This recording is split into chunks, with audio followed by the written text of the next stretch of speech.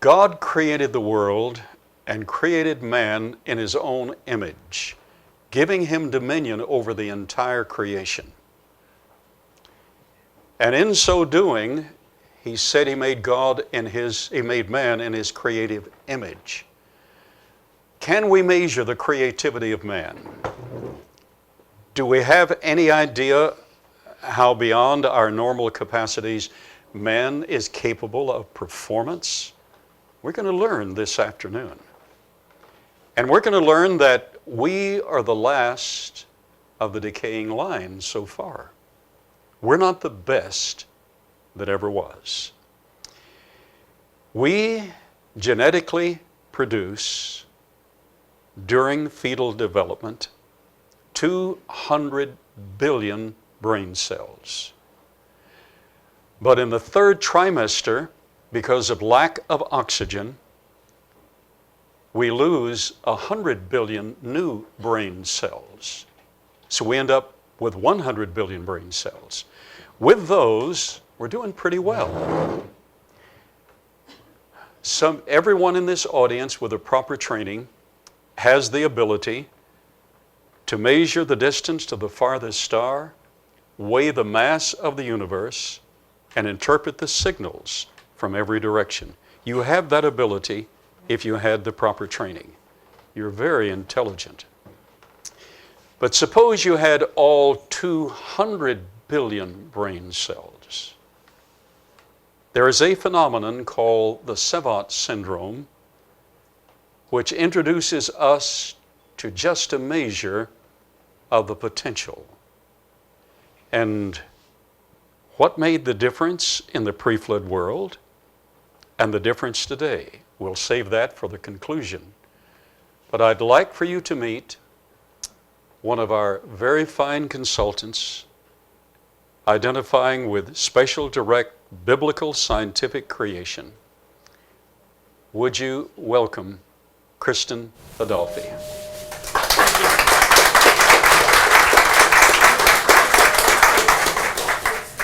All right, it's always a pleasure to be able to present this because it's one of my very great passions. Of everything that we study, this is by far my favorite. Lost World Museum is what John and I are doing, so if you weren't here earlier, this is mostly an online presence at this point, but we're hoping to have a physical location at some point.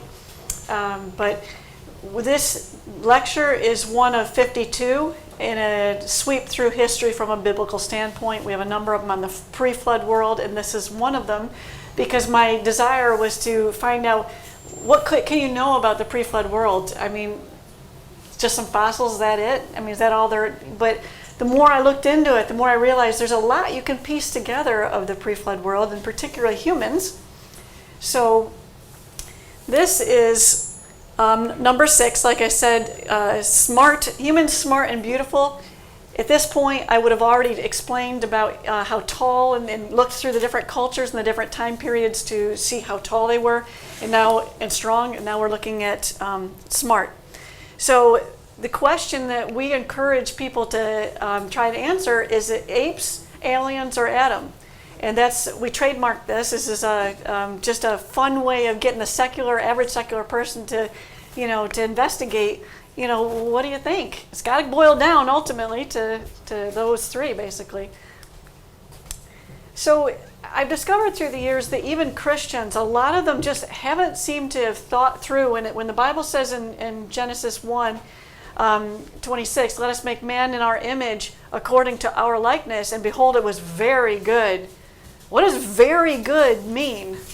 That's a really fun topic, and you'll have definitely a different perspective on that when we're done. So how smart exactly were we? Well, the first clue I'm going to give you is Jedediah Buxton. He was probably an autistic savant. They didn't call him that, but he was obsessed with numbers and counting steps of people and dances at dances, and he would count words at plays. So he was very obsessive with stuff like that. He couldn't write, born 1707, but he was tested by the Royal Society in 1754, and he was able to calculate up to 39 numbers. So Again, I think that's fascinating, but I'm a terrible skeptic. You've got to really prove things to me, because I don't, there's so much fraud and nonsense out there. I just don't trust anything. So as interesting as that was, I thought, let me see what else we can find. Thomas Fuller, born in 1710 and brought to America as a slave. He was known all over the eastern seaboard, and when he was 70 years old, William Hartshorne and Samuel Coates of Pennsylvania sent for him. They wanted to satisfy their curiosity and see whether this was legit, what they'd always heard about this guy. So they asked how many seconds in a year and a half, and he answered correctly in about 2 minutes. And he said 47,336,400. Then he was asked how many seconds a man has lived that is 70 years, 70 days, and 17 hours old. And he answered correctly in a minute and a half, 2,210,500,800. And one of the guys thought they had him because they'd figured it out ahead of time, and they said, "Oh, you're wrong, you're wrong." And he said, "Nope, you forgot the leap years." So, yep, he was correct. Now, getting more into the 1800s, Truman Henry Stafford, he was a prodigy. So he was completely normal, but he had abilities beyond what you should be able to have when you're untrained. That's what a typical prodigy is. And he was asked by a priest at age 9 to multiply by itself the number, what'd you say, 365 quintillion? 365 trillion, and then like this. It's 365, 6 sets of them. Multiply that number by itself, and what do you get? And within less than a minute, he came up with the correct answer, and I'm not going to attempt that. I don't even know how many sets of numbers there are there, but he developed a new method for calculating moon rising and setting that took a fourth of the time of what they were doing currently during that time period, and he became the second director of the Hopkins Observatory. So you can look him up. My favorite is Shaguna Davi. She was born in 1929 in India, and her trapeze artist father would amaze crowds with her at age 6 years old, because he realized very quickly that she was calculating way beyond what she should be able to. In 1977, she beat a computer twice. Now, I'm sure computers are a lot faster nowadays, but still, I'm sure they were faster than humans at that point. And first, she did the cube root of 188,132,517, and that's 573. That's the answer. Then she took 50 seconds, that's 50 seconds to do in her head the 23rd root of that 201-digit number that's right there. And yeah, he said numbers don't go up that high as far as labels, so there is no name for the number that high. So 50 seconds in her, less than a minute in her head to be able to do that. I can't even fathom the concept. And then in 28 seconds, she multiplied, let's see, I always forget, million, billion, trillion, so 7 quadrillion? Yeah, so there's two numbers that are some quadrillion by some quadrillion, and she multiplied those together and got that correct in 28 seconds. Can you imagine? Now, we're just going to piece this together. What were we like before the flood? What were all of us like, and what we will be like one day in the future? And this starts to give you a picture, at least mathematically, what the capabilities. When we were made in His image, very good. This is part of that. So another one is Solomon Cheryshevsky. He was known as the man named S. They wrote a book on him, studied by Luria. Born in Russia in 1886, but he was just somebody that had prodigious memory, and they couldn't find an edge to it. No matter how they tried to stump him with how long or how difficult or whatever they gave him, they couldn't stump him. And years later, they'd go back and test him again, and he could still give you long lists of things, and he could tell them to you forwards or backwards. It didn't matter how. There was simply no way to stump the guy. That's how good his memory was. So my favorite story regarding him was the first time he realized he was different than other people was when he was working at a newspaper, and he got in trouble for not taking notes during, when the boss was talking, and he was puzzled, and he didn't know why the guy was making such a big deal out of it, and he repeated back the entire presentation, the entire lecture to his boss, and his boss's jaw dropped, and it was the first time that, they realized his abilities were, so unusual. And again, first time he realized he wasn't like other people. And what he had is synesthesia, and this is just kind of a graphic that kind of represents, there's so many things, so many versions of synesthesia, and it's basically when more than one sense is cross-wired, and 1 in 20 have it. So some of you have synesthesia, and you probably don't even realize it. And what Dr. Oliver Sacks was probably the one that would most commonly made this popular amongst regular people. And he was at a dinner party one night, and the guy that was cooking was stirring the chicken cacciatore, and he mumbled to himself, "Oh, it's a little too pointy still."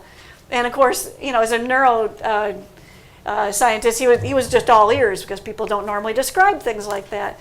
And so he started questioning the guy, and the guy turned beet red because he'd learned to not even keep his mouth shut, basically, and not let people, hear things like that. And anyway, Dr. Oliver Sacks started studying this stuff and publishing articles in the newspapers, and people literally were writing in and thanking him and saying, "You mean I'm not crazy?" Because they knew that they experienced things different than other people. And one woman said, "My husband has the most beautiful caramel, crunchy brown voice. It's just delicious." And and she had color and taste and sound, or not sound, texture, everything just kind of all mixed in together. Well, Solomon was the same way. He had all 5 of them mixed together, and it made life a little bit difficult for him because he would get very sidetracked. I mean, you could be telling him a story, and he'd be like, he's so wrapped up in, I mean, you say the word donkey, and he's seeing and feeling and smelling a donkey, and I mean, it was very intense. His world was just very visually and sensorially intense. So anyway, but that also helped him to remember things. He literally would set things, like he said, if I tried to memorize something, I would have this little pretend city, and I would plant things in the city. So if you gave me a list of words, I would put one word here, and it was next to a certain color or a certain shape, or he had a method to how he would do things. And then he would just walk back down through the city, and that's how he would just rattle off everything one right after another, because it's so sensory to him. It's just so intense. So anyway, it can be distracting in other ways too. He said that he went to buy ice cream one time, and he had been reading. And when you're relaxed, anybody that has synesthesia, it's going to be more pronounced.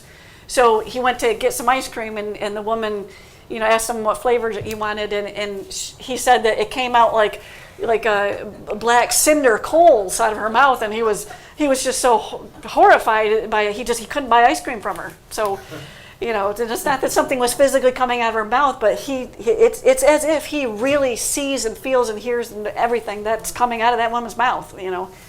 So anyway, it just gets a little bit difficult for people that have synesthesia. But sometimes people, if they hear a sound, they'll see color or whatever. So you may have, if you have ever realized that you kind of have things a little bit different than other people, you probably have synesthesia. Let's do Lesli Lemke, music. He's an autistic savant that Dr. Carl is very, very familiar with. And he was born in Wisconsin in 1952, and he couldn't walk till he was 15. And he couldn't see, he was blind, he had an IQ of 58, but he plays the piano flawlessly after hearing a piece. And I mean, literally in the middle of the night, they came out, because they're like, did somebody leave the television on? And they came out and found him playing flawless, beautiful classical music. And that's what we see, in autistic savants is abilities that totally outmatch their normal conditions. So they might not be able to feed themselves or do their, button their own clothing, and yet they have an ability that is far exceeding what even somebody that's studied for many years can typically do. And also, interestingly enough, spasticity would disappear when he'd play the music. So his inability to control his limbs, all of a sudden, smooth, totally in control when he would play music, which is often what happens with people. Music is a very, it goes deep into the soul. They can reach catatonic people often with music. Derek Pavaricini, he's an autistic savant that was born in 1979 in England, and he has absolute pitch and can play anything after hearing it once. Began playing at the age of 2, And I'll just give you a little chance to hear this here.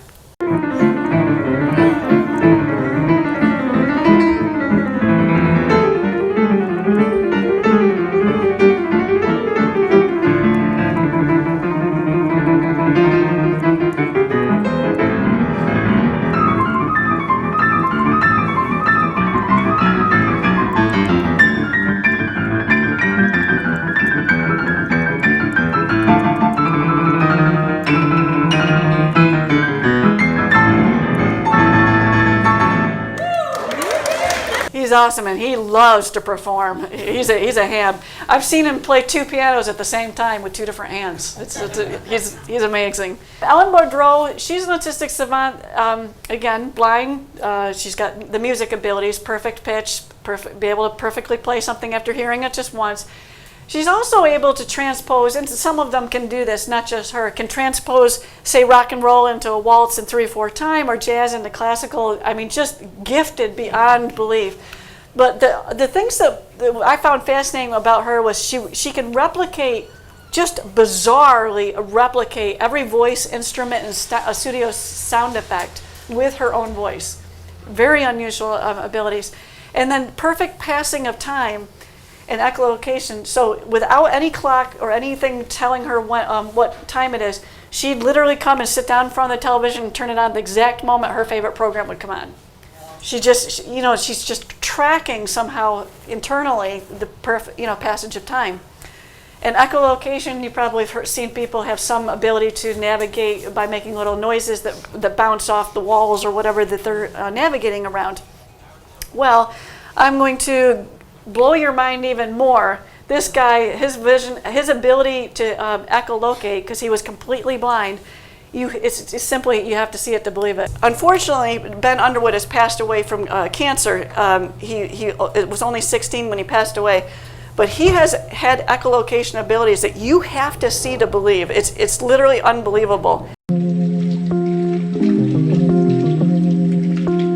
Ben Underwood is blind. Both eyes were removed when he was 3, leaving him with no vision at all. So how on earth does Ben do this? And this? And even this? I don't think I've ever come across somebody like Ben. He was quite unique. Ben lost his eyes to cancer, but unbelievably, he's taught himself to see with sound. If he chooses to go out there and ride that bicycle, let him ride the bicycle. It's got to be very smart. Somewhere in there, it's a little genius going on. I don't consider myself blind. Ain't nothing wrong with me.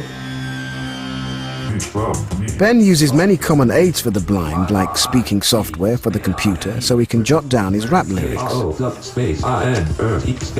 He's also written a book and does schoolwork on a high-tech braille writer. But what's unusual, what's truly unique, is what he doesn't use. Ben has no guide dog and never uses a white cane. He's not even using his hands. Instead, he sees with sound.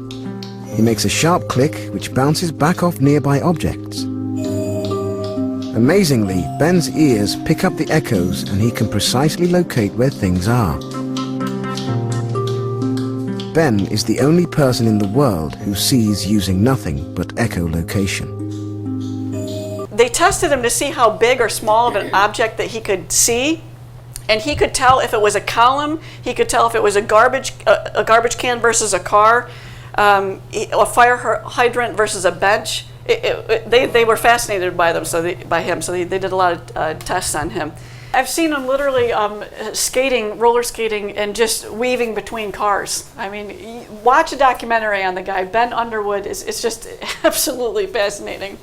Kim Peek, mega savant, meaning multiple areas of ability, not just like one splinter skill, but multiple. He had 15. He's the movie Rain Man was based on his life. He was born in 1951, and he had 15 core areas that he was able to do.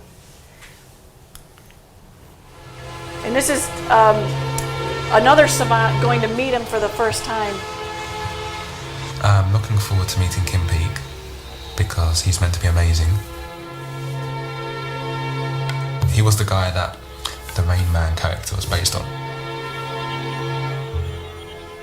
This is really exciting for me because it's my first time meeting someone else with whom I have this bond. Daniel makes his way to Salt Lake City's pub and his father are waiting for him.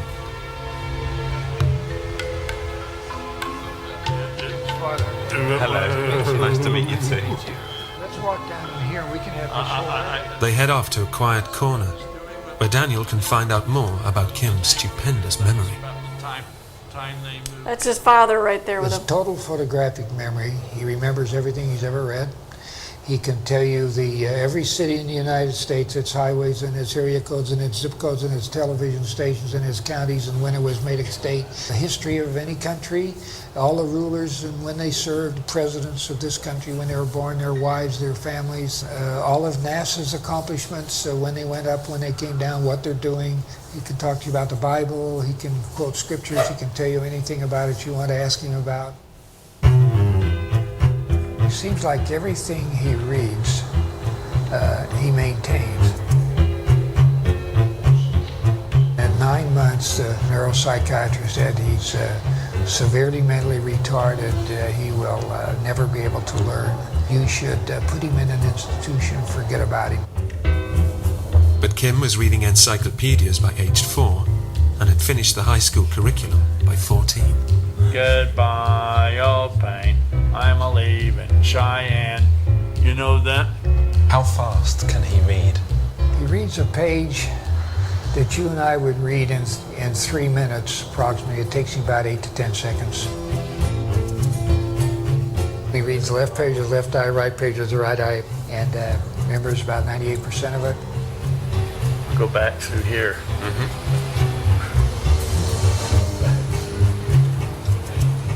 Kim, my birth date is January 31st, 1979. It was a Wednesday, and this year it's a Saturday. We turned 2044 on a Sunday. What year did Queen Victoria become Queen? 1837 to 1901. Kim, if Winston Churchill was alive today, how old would he be? 130. And what day of the week would his birthday fall on this year? It would be on a Tuesday, the last day of November. In 1987, Kim met actor Dustin Hoffman and became the inspiration for the hit movie Rain Man. We went to Hollywood the next morning, and Kim spent the day with Dustin and all of his film friends. And it was amazing, all the things they asked him and all the things he knew. It was just like I hadn't known him before. There were so many new things. This life was definitely a life worth living, and he would have been in some asylum somewhere. Yes. And I mean, not only did he graduate, but he has toured all over, and he's really come out of his shell and enjoyed life to the fullest. And here's a movie made on him, and other people have been blessed by his abilities, and he would have been stuck away in some asylum. You know, the value of a person can't be judged on just one thing. You know, life takes a lot of different forms. Daniel Tammet was the guy you saw in that video. He is on the autistic spectrum as an Asperger, you know, a higher end one. And born in 1979, he has synesthesia, so every integer up to 10,000 has its own shape, color, and feel. Like, for example, number 4 is timid, like him, he said. 37 is lumpy, like oatmeal. And 111 is shiny and bright. So, you know, that's how come he can remember every one of them, because they're people to him in one sense. They've got their own character, and so that's how he remembers them. They're just, and he didn't assign them that. They're just that way to him, you know. So he learned Icelandic in 1 week, and he got tested on national television, and you can watch that test when they interview him live at the end of that week. But he speaks English, Finnish, French, German, Lithuanian, Esperanto, Spanish, Romanian, Icelandic, and Welsh. So again, all these people, look them up online. You'll have an endless, amount of fun doing this. Yes? Christen, the mother of Luke Lacoste is here. Her son, has Aspergers, Yes. and he has memorized every detail of World War I, World War II, and his mother is present this afternoon. They are extremely intelligent. And some of the research that I have found most interesting is that the reason why people that are autistic have such a hard time, like, for example, they don't often want to look you in the face, and they have what seems to be abnormalities, when in reality what they think is it's sensory overload. It's so, they're accessing so much of the information that we take for granted, because we're all processing this. We're all taking in the temperature. In fact, your body, this Japanese scientist, he studied sweat for 40 years. I can think of a lot of other things I'd rather study for 40 years, but he studied sweat for 40 years, and he said that 1/20th of a degree change in Celsius in air temperature, and your body's starting to compensate. Your body is just relentlessly trying to keep you in the happiest, healthiest, most comfortable state of being. So anyway, of all this information that your body's adjusting and responding to and tracking, autistic people are just overloaded with a lot more access to it, and it's just too much. And so that's one of the reasons why they seem so different. They're really just accessing a lot more of this. So Jeremy Schuler, math prodigy, and he's one of the many, you hear all the time about, somebody graduating from college at age 12 or something like that. There's quite a few of these. But what I found interesting about him was his language ability. At 17 months, his mother noticed, well, she was writing in Hangul. It's a Korean alphabet. And so when she was typing, he showed an interest, and so she showed him what each of the symbols were and made the sounds for all of them.